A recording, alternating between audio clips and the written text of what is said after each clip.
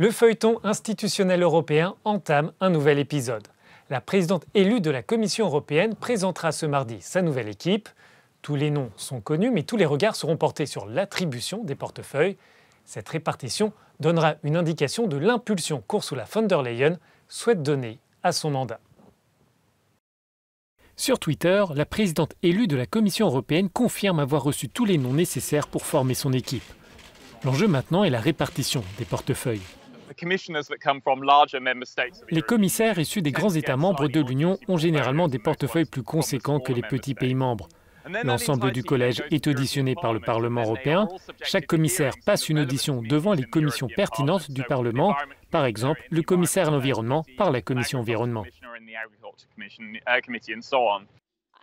Ursula von der Leyen s'était engagée à atteindre la parité au sein du collège des commissaires. Depuis 1958, il y a eu 183 commissaires,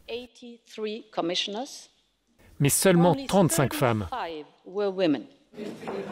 La nouvelle commission devrait compter 13 femmes pour 14 hommes.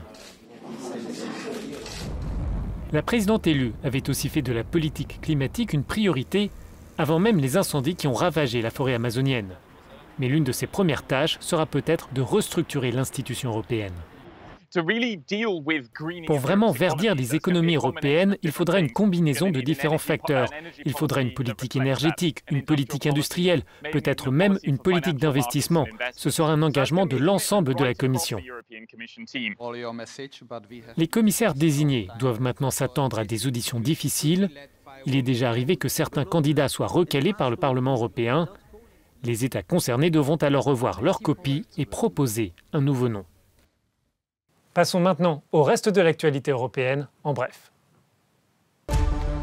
La chef de la diplomatie européenne est en déplacement à Cuba. Federica Mogherini a rencontré le ministre cubain des Affaires étrangères avant un conseil conjoint entre les deux partenaires. L'Union européenne et la Havane ont conclu en 2016 un accord de dialogue politique et de coopération. Galileo atteindra ce mardi le milliard d'utilisateurs. Ce record tombera le jour du 15e anniversaire du système européen de navigation par satellite et concurrent du GPS américain. Ce chiffre d'1 milliard d'utilisateurs est basé sur le nombre de smartphones qui ont acheté Galileo à travers le monde, selon les chiffres de l'Union européenne.